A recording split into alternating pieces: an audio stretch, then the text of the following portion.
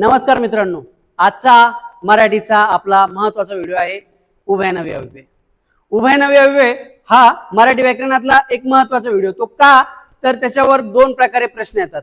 ज्या परीक्षा आपण देऊ लागलो त्या प्रत्येक परीक्षांमध्ये उभयनवी अव्यय या घटकावर दोन प्रकारचे प्रश्न विचारले जाऊ शकतात. पहिला प्रश्न हा असतो की उभयनवी अव्ययाचा प्रकार ओळखा. प्रकार कसा ओळखायचा हे आपण लवकरच बघू. आणि दुसरा महत्त्वाचा प्रश्न असतो वाक्यांचा प्रकार ओळखा. वाक्यांचा प्रकार ठरतो कशावरनं तर कोणतं उभयनवी अव्यय त्या वाक्यांमध्ये वापरलेलं आहे यावरनं. त्यामुळं लेक्चर पूर्ण बघा, ज्याच्यानं आपलं उभयनवी अव्यय हाही टॉपिक क्लिअर होईल आणि वाक्य प्रकार जसं की संयुक्त, मिश्र, केवल हे पण क्लिअर होईल. आता उभयनवी अव्ययाला सुरुवात करू. उभयनवी अव्यय म्हणतात कशाला तर दोन शब्द किंवा वाक्य जोडणाऱ्या अविकारी शब्दाला उभयनवी अव्यय असं म्हणत असतात. दोन शब्द किंवा वाक्य जो जोडतो असा जो कोणता पूल असतो ज्याच्यामुळे दोन शब्द आणि दोन वाक्य जोडले जातात आणि त्यांचं एका वाक्यात रूपांतर होतं त्याला उभयनवी अव्यय असं म्हणत असतात. उभयनवी अव्ययाचे दोन प्रकार पडतात. एक असतं प्रधानत्व सूचक, दुसरं असतं गौणत्व सूचक. प्रधानत्व सूचक मराठी मित्रांनो आपल्यासोबत बोलत असते तिच्या नावातच बरंच सामावलेलं असतं. प्रधानत्व सूचक ज्याच्यातनं प्रधान म्हणजे महत्वाचं काय आहे हे कळतं त्याला म्हणतात प्रधानत्व सूचक. दोन जोडले जाणारे दोन वाक्य महत्वाच्या क्रिया दाखवत असतात किंवा स्वतंत्र क्रिया दाखवत असतात असं जिथं असतं त्याला प्रधानत्व सूचक म्हणतात. आणि प्रधानत्व सूचकचे चार उपप्रकार पडतात मित्रांनो. समुच्चय बोधक, विकल्प बोधक, न्यूनत्व बोधक आणि परिणाम बोधक. समुच्चय, विकल्प, न्यूनत्व आणि परिणाम. तर आता समुच्चय बोधक मध्ये कोणकोणते शब्द येतात तर अन, आणि, आणिक, व, शिवाय, खेरीज यासारख्या शब्दांनी दोन वाक्य जोडलेले असतात. महत्वाचा मुद्दा काय तर प्रधानत्व सूचक मध्ये हे जे चार प्रकार येतात समुच्चय बोधक, विकल्प बोधक, न्यूनत्व बोधक आणि परिणाम बोधक या चारही प्रकारांनी जोडलेलं वाक्य हे संयुक्त वाक्य असतं. या चारही प्रकारांनी जोडलेलं वाक्य, या चारही प्रकारातील उभयनवी अव्ययांनी जोडलेलं वाक्य हे संयुक्त वाक्य असतं. मग जर परीक्षेत आपल्याला हे विचारलं की संयुक्त वाक्य आहे का ओळखा, वाक्याचा प्रकार ओळखा, तर कसं ओळखायचं संयुक्त वाक्य कशाला म्हणायचं जे वाक्य समुच्चय बोधक, विकल्प बोधक, न्यूनत्व बोधक आणि परिणाम बोधक यामधल्या उभयनवी अव्ययांनी जोडलं असेल त्याला संयुक्त वाक्य असं म्हणतात. आता दुसरा प्रकार पडतो गौणत्व सूचक. गौणत्व सूचक कशाला म्हणतात तर एक मुख्य वाक्य असतं आणि दुसरं वाक्य त्याच्यावर आधारित असतं. एक मुख्य आणि एक गौण अशी जिथं वाक्यरचना असते त्याला गौणत्व सूचक म्हणतात. आणि गौणत्व सूचक याचे पण चार उपप्रकार पडतात. स्वरूप बोधक, संकेत बोधक, कारण बोधक आणि उद्देश बोधक. बोधक या शब्दाचा अर्थ मित्रांनो बोध होतो. कशाचा बोध होतो स्वरूपाचा, त्याच्यानंतर संकेताचा, त्याच्यानंतर कारणाचा, त्याच्यानंतर उद्देशाचा यांची माहिती मिळते. म्हणून फक्त बोधक हा शब्दाला घाबरून जायचं नाही, बोधकचा अर्थ माहिती होतो. गौणत्व सूचक मधले हे जे चार प्रकार आहे यातील जे काही उभयनवी अव्यय असतात या उभयनवी अव्ययांनी जोडलेले वाक्य यांचा प्रकार मिश्र वाक्य असतो. आपल्याला तर परेश रावलचा डायलॉग आठवत असेल हेराफेरी मधला, सबके घर में मैं तीन तीन नल बिठाऊंगा. एक गर्म पानी का नल जिसको गर्म पानी से नहाने का है वो ये नल के नीचे बैठेगा. दूसरा ठंडा पानी का नल जिसको ठंडे पानी से नहाने का वो इसके नीचे बैठेगा. मग ते एक जण विचारतं बाबू भाई तीसरा नल जिसको नहीं नहाने का ना बाबा वो इसके नीचे बैठेगा. तोच मुद्दा लक्षात ठेवा मित्रांनो. प्रधानत्व सूचक मधील उभयनवी अव्ययांनी वाक्य जोडलं असेल तर संयुक्त वाक्य, गौणत्व सूचक मधील उभयनवी अव्ययांनी वाक्य जोडलं असेल तर मिश्र वाक्य, आणि कोणत्याच उभयनवी अव्ययांनी वाक्य जोडलं नसल, ज्याच्यात उभयनवी अव्ययच नाहीये असं जर वाक्य असेल, नुसतं साधं एकच वाक्य असेल तर त्याला म्हणतात केवल वाक्य, केवळ एकच वाक्य. आता आपण परत आपल्या मुख्य विषयाकडे येऊ. उभयनवी अव्यय आपण बघितलं की उभयनवी अव्यय कशाला म्हणतात तर दोन शब्द किंवा वाक्य जोडणार जो काही शब्द असतो त्याला उभयनवी अव्यय म्हणतात. त्यातल्या पहिल्या प्रकाराला सुरुवात करूया मित्रांनो. प्रधानत्व सूचक मधील पहिला प्रकार समुच्चय बोधक. समुच्चय म्हणजे पहिल्या वाक्यात दुसरं वाक्य भर घालण्याचं काम करतं आणि असे वाक्य या उभयनवी अव्ययांनी जोडलेले असतात.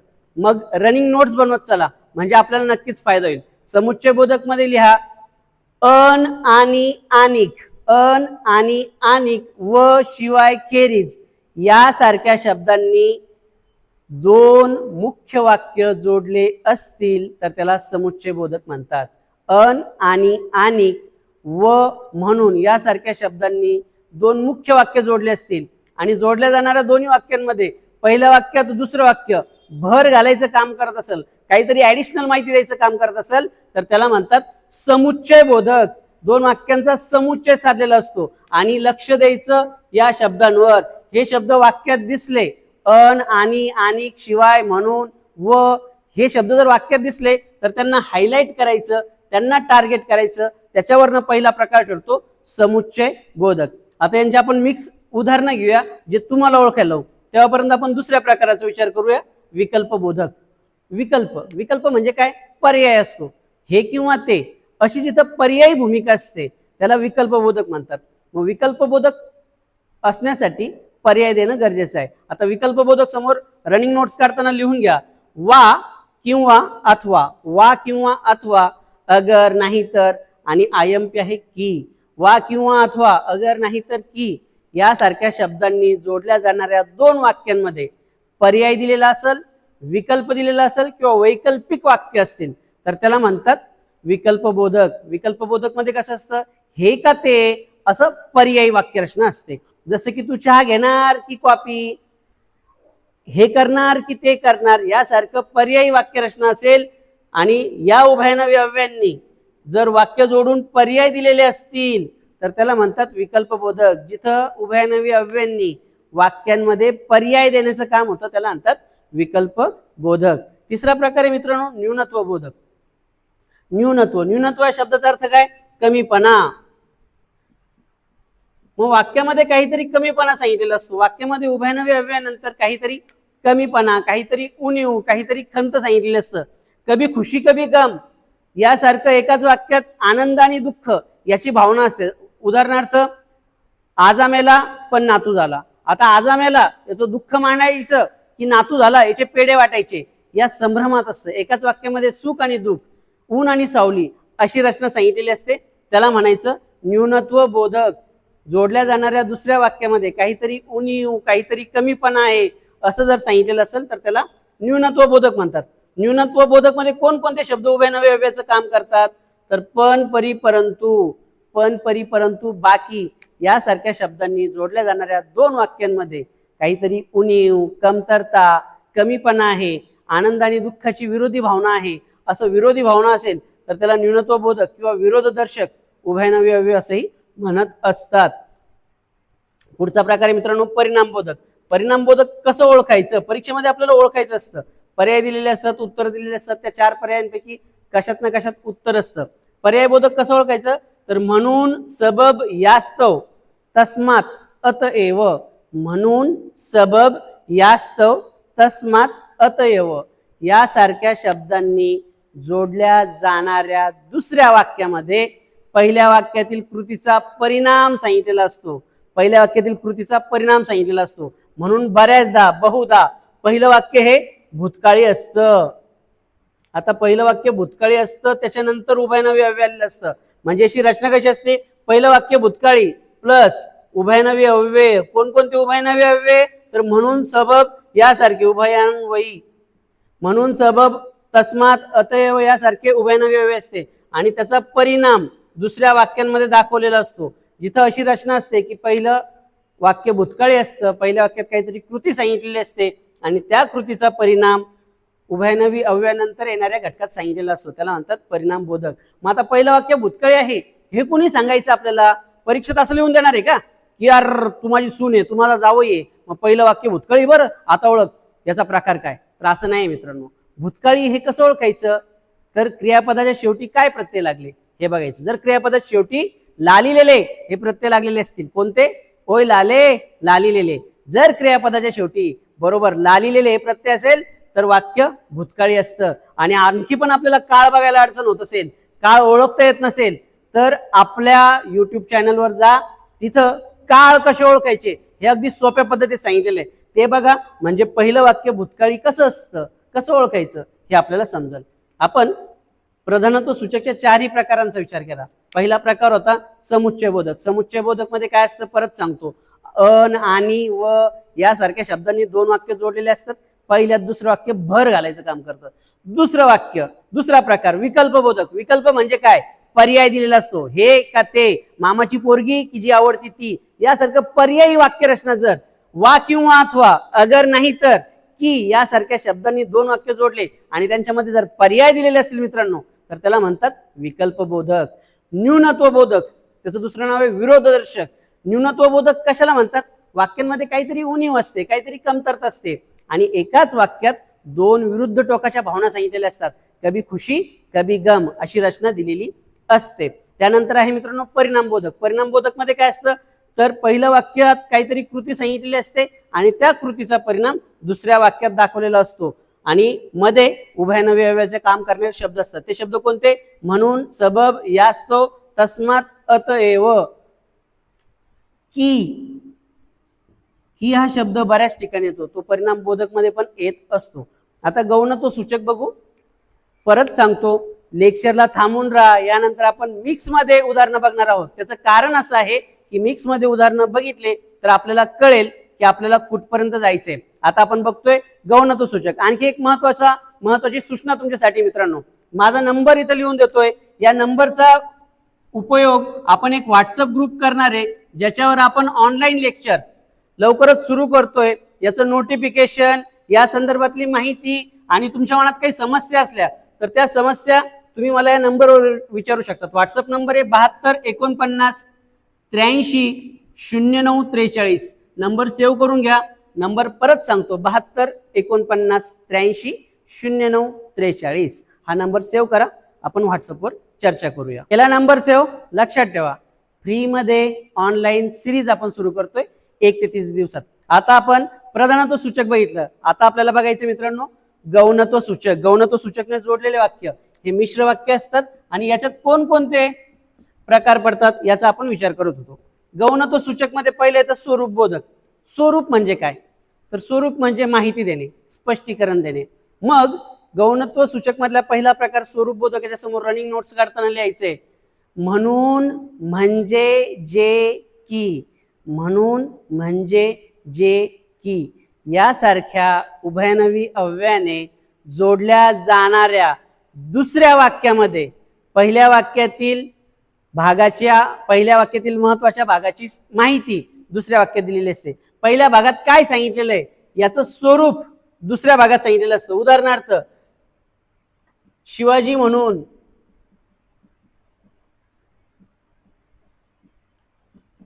थोर राज्यकर्ते होऊन गेले.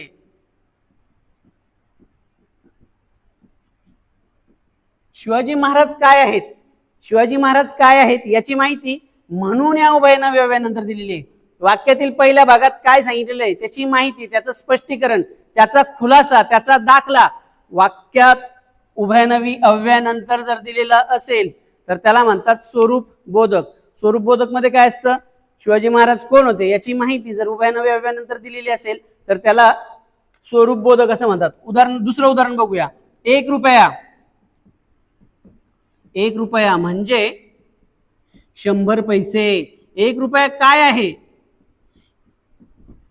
1 रुपया नेमका काय आहे? शिवाजी महाराज नेमके काय आहे याची माहिती उभयनवी अव्ययानंतर दिलेली जर असेल तर अशा उभयनवी अव्ययांचा प्रकार हा स्वरूप बोधक असतो. स्वरूप बोधक कसा लक्षात ठेवायचा तर दुसऱ्या भागामध्ये उभयनवी अव्ययानंतर स्वरूप सांगितलेलं असतं, स्पष्टीकरण सांगितलेलं असतं, माहिती दिलेली असते, खुलासा केलेला असतो. त्यानंतर मित्रांनो उद्देशबोधक. आता उद्देशबोधक कशाला म्हणतात तर म्हणून, सबब, यास्तव, याकरिता. म्हणून, सबब, यास्तव, याकरिता, यामुळे यासारख्या शब्दांनी जोडल्या जाणाऱ्या दुसऱ्या वाक्यामध्ये काहीतरी उद्देश किंवा प्लॅनिंग सांगितलेला असतो, कृती सांगितलेली असते. आता हेच शब्द परिणाम बोधक मध्ये पण आपण बघितले. परिणाम बोधक मध्ये पण म्हणून, सबब, यास्तव, अतएव, यामुळे यासारखे शब्द येतात. दोघांमध्ये फरक काय आहे? जर म्हणून या शब्दांनी वाक्य जोडलेलं असेल तर त्याला उद्देश म्हणायचं की परिणाम म्हणायचं आणि याला लक्षात कसं ठेवायचं, ओळखायचं कसं? अत्यंत महत्वाचा मुद्दा सांगतोय. नोकरी मिळावी म्हणून तो परगावी गेला. पहिलं जे वाक्य आहे मित्रांनो याच्यामध्ये प्लॅनिंग किंवा इच्छा किंवा उद्देश सांगितलेला असतो. वाक्यात पहिल्या भागामध्ये कुठली तरी प्लॅनिंग, कुठली तरी इच्छा, काहीतरी उद्देश, काहीतरी हेतू सांगितलेला असतो आणि दुसरा जो भाग असतो उभयनवी अव्ययानंतरचा जो भाग असतो त्यात त्या संदर्भातली कृती दिलेली असते. म्हणजे उद्देशबोधक कसं ओळखायचं, कारण उद्देशबोधक मध्ये आणि परिणामबोधक मध्ये येणारे शब्द सारखेच आहेत, मग त्याला उद्देशबोधक म्हणायचं की परिणामबोधक म्हणायचं हे लक्षात ठेवण्यासाठी एक महत्वाचा मुद्दा नोट डाऊन करून घ्या. पहिले इच्छा किंवा उद्देश म्हणूया. पहिल्या भागात इच्छा किंवा उद्देश असतं आणि दुसऱ्या भागात उभयनवी अव्ययानंतर त्या संदर्भातली कृती सांगितलेली असते. गावाला जायचे आहे, सबब शाळेत यायला जमणार नाही. गावाला जायचे आहे, प्लॅनिंग आहे, इच्छा. समजलं हे उद्देशबोधक. महत्वाचा मुद्दा परत एकदा सांगतो. पहिलं वाक्य इच्छादर्शक असतं. इच्छादर्शक असतं म्हणजे बऱ्याचदा ते विद्यार्थ क्रियापदाचं असतं. आता विद्यार्थ क्रियापद ज्या क्रियापदाच्या शेवटी असते वावी वे, ज्या क्रियापदाच्या शेवटी असतं वावी वे ते क्रियापद विद्यार्थ समजावे, नोकरी मिळावी. क्रियापदाच्या शेवटी आहे वावी वे. उभयनवी अव्ययाच्या अलीकडचा भाग हा नेहमी विद्यार्थ क्रियापदांचा असतो, इच्छादर्शक असतो. त्यानंतर मित्रांनो संकेतबोधक. संकेतबोधक ओळखणं अगदी सोपं, अगदी चिल्लर. वाक्य जर तर की नाही तर यांनी जोडलेलं असतं. वाक्यामध्ये काहीतरी अट सांगितलेली असते, जर तरची भूमिका सांगितलेली असते. लवकर आला तर फिरायला जाऊ, अभ्यास केला तर पास होशील, यासारखं जर तर नाही तर यासारख्या शब्दांनी अट दाखवलेली असते. त्यानंतर मित्रांनो कारणबोधक. कारणबोधक काय असतं तर कारण दिलेली असतात आणि याच्यात फक्त दोनच शब्दांनी वाक्य जोडतात, कारण, कारण की. कारण आणि कारण की. कारण कीचं शॉर्ट फॉर्म केलं त्यांनी काकी. काकी म्हणजे गुळापासून बनवतात ती नाही, तर काकी म्हणजे कारण कीचं शॉर्ट फॉर्म आहे. मग कारण किंवा काकी यांनी जर दोन वाक्य जोडले असतील आणि जोडल्या जाणाऱ्या दुसऱ्या वाक्यामध्ये कारण दिलेले असतील तर त्याला म्हणतात कारणबोधक. याही पेक्षा आणखी याच्यात काही बारकावे आहेत ते आपण लवकरच आपल्या फ्री ची जी ऑनलाईन बॅच सुरू करणार आहे त्यात सखोल माहिती घेऊया, उदाहरणं घेऊया. नंबर परत एकदा नोट डाऊन करून घ्या आणि आणखी पण आपल्या चॅनलला सबस्क्राईब केलं नसेल तर कृपया सबस्क्राईब करा, म्हणजे मला प्रेरणा भेटते यासारखेच दर्जेदार व्हिडिओ आपल्यासाठी घेऊन येण्याचे. तेव्हापर्यंत मित्रांनो ज्ञान हे वाटत राहा, कारण ते वाटल्यानंच वाढतं. धन्यवाद. जय हिंद, जय महाराष्ट्र.